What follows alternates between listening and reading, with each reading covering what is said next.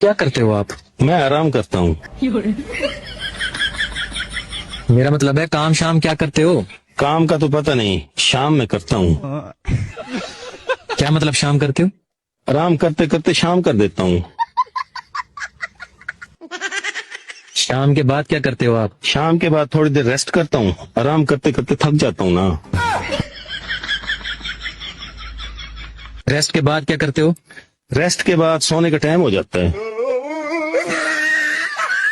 तो काम पे सुबह को उठ के जाते हो? सुबह उठ के तैयारी करता हूँ और सामान उठा के निकल जाता हूँ। भाई यहाँ पे क्या हो रहा भाई। कौन सा सामान उठाते हो और कहाँ निकल जाते हो? बिस्तर उठाता हूँ और दूसरे कमरे में निकल जाता हूँ। दूसरे कमरे में क्या करते हो? थोड़ी देर सुकून करता हूँ। भाई मारो मुझे मारो। तो काम पे कब जाते हो आप? लेट जाता हूँ।